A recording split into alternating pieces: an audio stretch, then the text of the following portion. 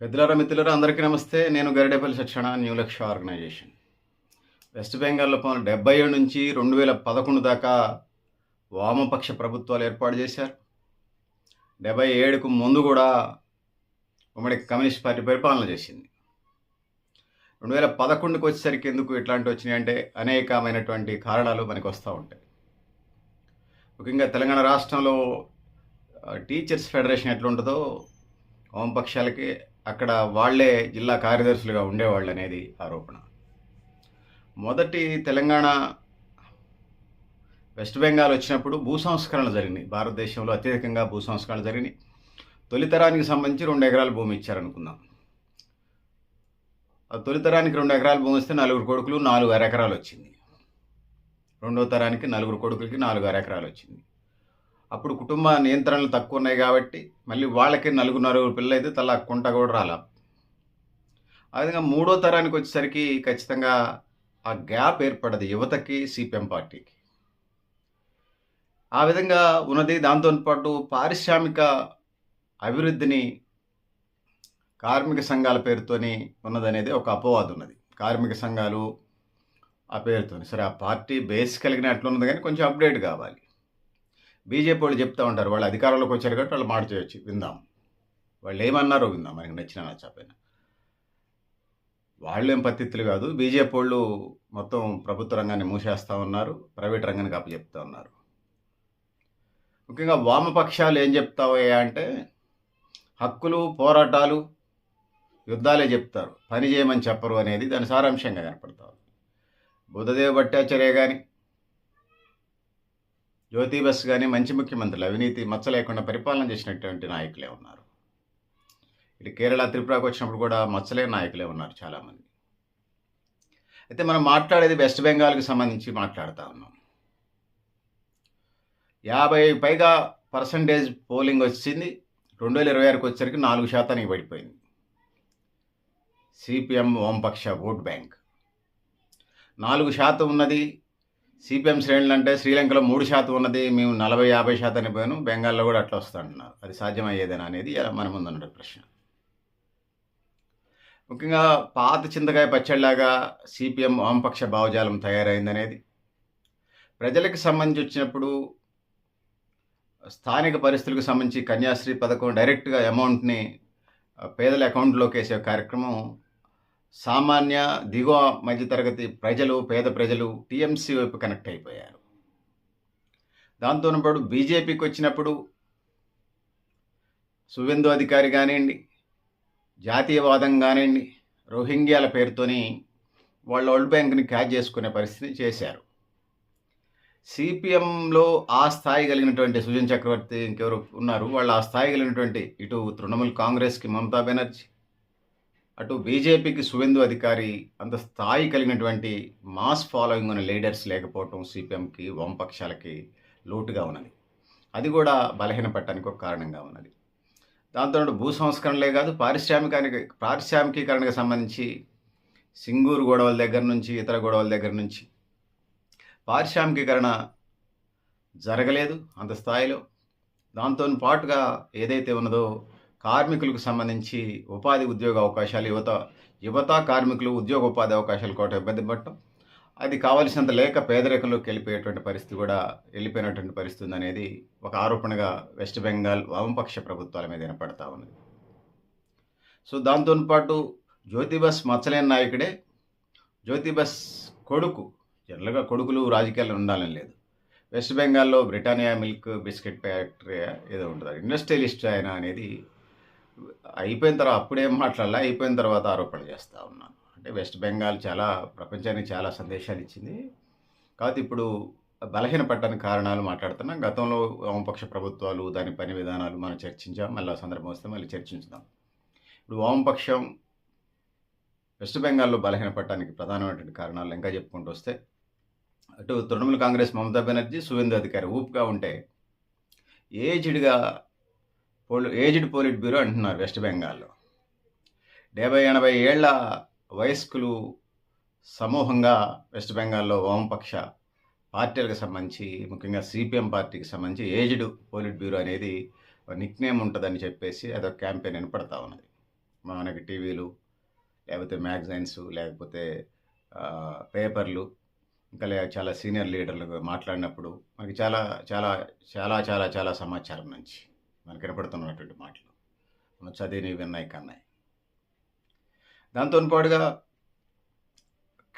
Main తప్ప ఎవరు పరిపాలించలేరనే ఒక ఫీలింగ్ కూడా వామపక్షాల మీద, ముఖ్యంగా సిపిఎం శ్రేణులు అలాంటి పరిస్థితులు ఉండేవి. ప్లస్ గ్రామ శాఖలకి తుపాకులు వేయటం, ఇక ఏ నోటిఫికేషన్, ప్రభుత్వ నోటిఫికేషన్ పడ్డా కూడా సిపిఎం శ్రేణులతో నింపేయటం, ఇక సిపిఎం వర్సెస్ టీఎంసీ ఇక అన్నీ హత్యలే, అటెంప్ట్ మర్డర్లు, ఈ కేసులు ఎక్కువ ఉంటాయి అనేది కూడా పెద్ద ఎత్తున విమర్శలను పెడతా ఉన్నాయి. ఇవి కూడా ఒక కారణంగా కనపడతా ఉంది. దీనికి తోడు వామపక్షాలు అంటేనే పడనటువంటి బీజేపీ పెద్ద ఎత్తున వాటి మీద పెద్ద ఎత్తున అటాక్ చేసుకుంటూ రావటం మనకు కనపడతా ఉంటుంది.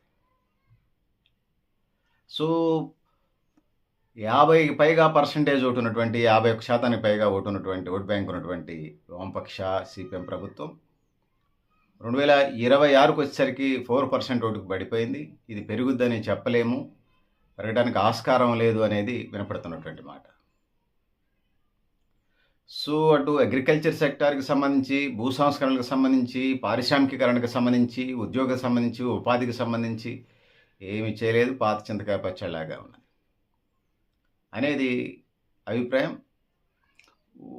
ఓల్డ్ ఏజ్ పోలిట్ బ్యూరోకి ప్రస్తుతం ఉన్న జనరేషన్కి గ్యాప్ వచ్చిందనేది స్పష్టంగా కనపడతా ఉంది. ఎందుకంటే భూ సంస్కరణల పేరుతోనే చెట్టు పేరు చెప్పుకొని కాయలు అమ్ముకునేలాగా వామపక్ష పార్టీలు తయారైనది ప్రజల్లోకి వచ్చింది. మూడో తరానికి పారిశ్రామికీకరణ జరిగి ఉపాధి అవకాశాలు పెరగాల్సిన అవసరం ఉంది. అది జరగలేదనేది యువత మీద అసంతృప్తి ఉంది. ప్లస్ యువత సోషల్ మీడియాని వేదికగా చేసుకుని మాట్లాడుతుంటే ముసలి నాయకులు, వృద్ధ నాయకులు వాళ్ళని అందుకోలేకపోయారనేది కూడా వామపక్షాలు బలహీనపడటానికి ఒక కారణంగా మనకి కనపడతా ఉన్నది. సో ఏదైతే ఉన్నదో తృణమూల్ కాంగ్రెస్ సిపిఎంకి టిట్ ఫర్ ట్యాట్ లాగా ఫైట్ చేస్తుంది, ఆల్టర్నేట్గా ఉందనేది. ఆ టిట్ ఫర్ ట్యాట్ మీద బీజేపీ వచ్చింది, కానీ పోటీ CPM, BJP, CPM, Trinamool Congress పోయినది. ఇంకొక కారణం ఏంటంటే తృణమూల్ కాంగ్రెస్ మీద కోపంతో సిపిఎం వామపక్షాల ఓట్ బ్యాంక్ అంతా కూడా బీజేపీకి వేశారనేది. జనరల్గా సైద్ధాంతికంగా దేశంలో ఎన్డీఏ కూటమికి వ్యతిరేకంగా వామపక్షాలు పనిచేస్తున్నప్పటికీ, 29 రాష్ట్రాలు 9 కేంద్రపాలిత ప్రాంతాల్లో ఆ విధంగా పనిచేస్తున్నప్పటికీ, 28 రాష్ట్రాలు 9 కేంద్రపాలిత ప్రాంతాలు ఆ విధంగా పనిచేస్తున్నప్పటికీ, వెస్ట్ బెంగాల్లో సిపిఎం ఓట్లన్నీ కూడా తృణమూల్ కాంగ్రెస్ ఓడించడానికి గతంలో బీజేపీకి ఓట్లు వేశారనేది విమర్శలు పడుతున్నాయి. వాస్తవం కూడా అనేది చాలామంది పెద్దలు చెప్తున్నటువంటి మాట. సో తృణమూల్ కాంగ్రెస్ గెలవకూడదు కానీ అనేది ఒక మాట వినపడతా ఉంది. దానికి తోడు సిపిఎం పార్టీ ఆఫీసుల్ని, బీజేపీ ఆఫీసుల్ని తృణమూల్ కాంగ్రెస్ తాళాలేపించింది అనేది నాకు బీజేపీ శ్రేణులు కలిసినప్పుడు చెప్తా ఉన్నారు. ఎందుకంటే తృణమూల్ కాంగ్రెస్ అధికారంలో ఉన్నన్ని రోజులు ఆయా జిల్లాల పార్టీ ఆఫీసులకు, లోకల్ పార్టీ ఆఫీసులకు తాళాలేపించారు లోకల్ దందాతోనే అనేది. సో అన్ని వైపులా ప్రభుత్వం అంటే సిపిఎం, సిపిఎం అంటే ప్రభుత్వం, ప్రజలంటే ప్రభుత్వం, ప్రభుత్వం అంటే ప్రజల్లాగా ఉండాలి. కానీ సిపిఎం అంటే ప్రభుత్వం, ప్రభుత్వం అంటే సిపిఎం. ఆ పార్టీలో ఉన్నోళ్ళకే ప్రభుత్వ ఉద్యోగాలు, టాలెంట్ని బట్టి కదా, ప్రతిభను బట్టి కదా ఉద్యోగాలు ఇవ్వాల్సింది. అది ఏ రంగంలో, ఏ సెక్టార్లో ప్రభుత్వ ఉద్యోగాలు పడ్డా సిపిఎం వాళ్ళే తీసుకుంటున్నట్టుగా, వాళ్లే రిక్రూట్మెంట్ చేస్తున్నట్టుగా, గ్రామీణ ప్రాంతాలకి, గ్రామ శాఖలకు వచ్చినప్పుడు పల్లె పచ్చదనంతో మెరవాల్సినటువంటి హత్యలు, దమనకాండలు, దోపిడీలు, దురంతరాలు చేస్తున్నారనేది వామపక్ష నాయకుల మీద, సిపిఎం లోకల్ లీడర్ల మీద విమర్శలు వినపడతా ఉన్నాయి. సో ఇట్లాంటి విమర్శలు ఉన్నాయి. దాంతో పాటుగా తుపాకీ రాజ్యం, తోటాల రాజ్యం లాగా తయారైంది. తుపాకులు పట్టుకొని గ్రామ శాఖలు నడిపేటోళ్ళు అన్నట్టుగా ఉన్నది. సో చాలామంది సిపిఎం, తృణమూల్ కాంగ్రెస్ ఘర్షణ రాజకీయాలు ఎక్కువ ఉంటాయి అనేది వినపడుతున్నమాట. ప్రజలు కక్రోచ్ ఉద్యమం వైపు ఉన్నప్పుడు చెమటలు చెందకుండానే యుద్ధాలు జరిగాయి, మార్పులు రావాలని కోరుకున్నారు. భారత రాజ్యాంగం అవకాశాన్ని ఇచ్చింది. సో కులం లేదు అనేటువంటి ఒక వ్యవస్థ, వర్గ సమాజం ఐడియాలజీతోని ప్రయాణం చేసినటువంటి సిపిఎం పార్టీ భారతదేశంలో కులాలు ఉన్నాయనేది మర్చిపోయింది. మతం ఆధారంగా బీజేపీ, జాతీయవాదం ఆధారంగా బీజేపీ మాట్లాడుతూ ఉంటే, కులాలని, పేదల్ని కలుపుకొని టీఎంసీ ప్రయాణం చేసిందనేది చెప్పుకుంటూ వెళ్ళొచ్చు. ఈ క్రమంలో ఈ ఆటుపోట్లని సిపిఎం అర్థం చేసుకోలేకపోయింది, వామపక్ష ప్రభుత్వాలు అర్థం చేసుకోలేకపోయినాయి అనేది మనకి వినపడుతున్న మాటగా, కనపడుతున్న మాటగా మనం చూసినప్పుడు, విన్నప్పుడు, చదివినప్పుడు అర్థమవుతా ఉన్నది, పెద్దలు చెప్పినప్పుడు, విన్నప్పుడు. సో 4% శ్రీలంకలాగా మళ్ళీ 40%, 50%కి వస్తాం అనేది ఇప్పటికిప్పుడు అయ్యేదేనా? అది పరిస్థితి. సో దీనికి తోడు వెస్ట్ బెంగాల్‌లో కింది కులాలకి అధికారం ఏదో అక్కడక్కడ ఓరిపానల్లో పరిగా రాలిపోయినట్టుగా అక్కడక్కడ పదవులు ఇచ్చేటోళ్ళు గాని, ఒక 10 కులాల లోపే, 20 కులాల లోపే అధికారంలో ఉండేవాళ్ళని, మిగిలినటువంటి అన్ని కులాల వాళ్ళు తగిన ప్రాధాన్యత ఇవ్వలేదు అనేది ఒకటి విమర్శ ఉన్నది. దానికి తోడు నేషనల్ పాలిటిక్స్ అన్నీ కూడా పెట్టుబడిదారీ వ్యవస్థలు, ఆధిపత్య కులాల పార్టీలు, మల్టీనేషనల్ కంపెనీల వ్యవస్థలు, కమ్యూనిస్టులు ఉన్న చోట వాళ్ళు ఒప్పుకోరు. ఎందుకంటే వేతనాలు, జీతాలు అంటూ గొడవలు చేస్తారు కాబట్టి వాళ్ళని అణిచివేయడానికి రైట్ పార్టీ లేనటువంటి బీజేపీ ప్రయత్నం చేసింది. తృణమూల్ కాంగ్రెస్ పిల్ల అది ఆ పార్టీ, కాంగ్రెస్ పిల్ల పార్టీ ఖచ్చితంగా సిపిఎం తగ్గిపోవాలని చాలా కాలంగా పనిచేసింది. తృణమూల్ కాంగ్రెస్ ఆ పాత్ర పోషించింది. తల్లి కాంగ్రెస్ పాత్ర పిల్ల కాంగ్రెస్ టీఎంసీ పోషించింది. సో అటు బీజేపీ, కాంగ్రెస్ సిపిఎంను కుదించడానికి ప్రయత్నం చేస్తూ వచ్చినాయి చాలా సంవత్సరాలుగా. స్వతంత్రం వచ్చిన దగ్గర నుంచి 1952లో మొదటి ఎన్నికల దగ్గర నుంచి ఆ పోరాటం జరుగుతూ వస్తూ ఉంది సిపిఎం మీద. సో అది జ్యోతి బసు లాంటి నాయకుడు, బుద్ధదేవ్ భట్టాచార్య ఉన్నటువంటి నాయకులు కనపడలేదు. లిబరలైజేషన్, ప్రైవేటైజేషన్, గ్లోబలైజేషన్ వచ్చిన తర్వాత అది కొట్టొచ్చినట్టుగా కనపడ్డది అనేది మనకి స్పష్టమవుతా ఉన్నది. దాంతోపాటు కేంద్రంలో అధికారంలో ఉన్నటువంటి పార్టీలు అటుంటే యూపీఏ కాంగ్రెస్ ప్రభుత్వం ఉన్నది, ఇటుంటే ఎన్డీఏ బీజేపీ ప్రభుత్వం ఉన్నది. రెండు కూడా బీజేపీ వెస్ట్ బెంగాల్ మీద సవితి తల్లి ప్రేమ చూపించారనేది, కేంద్ర ప్రభుత్వం నుంచి నిధులు సరిగా ఇవ్వలేదనేది అక్కడ ఉన్నటువంటి గతంలో ఉన్నటువంటి స్థానిక వామపక్ష ప్రభుత్వాల యొక్క ఆరోపణగా మనకి వినపడ్డది. సో అది వాస్తవం కూడా కావచ్చు. దాంతోపాటు వెస్ట్ బెంగాల్కి సంబంధించి కోస్టల్ కారిడార్ అదంతా ఉన్నది. ఈ రోహింగ్యాల పేరుతోని 91 లక్షల ఓట్లు తీసేశారు. దీని మీద బీజేపీ వచ్చిన తర్వాత ఇదంతా జరిగింది. కాంగ్రెస్, వామపక్షాలు దీని మీద ఇది కాలేకపోయినాయి. సో వీళ్ళు బీజేపీ అయితే బెటర్ అనేది యంగ్స్టర్స్ ఆలోచనలకు వచ్చారు. దాంతోపాటు మతతత్వ పార్టీలకు వ్యతిరేకం అంటుంటూ ఉంటుంది వామపక్షాలు, సిపిఎం. కానీ అక్కడ లోకల్ ముస్లిం పార్టీతోనే పొత్తు పెట్టుకున్నారు సిపిఎం వాళ్ళు.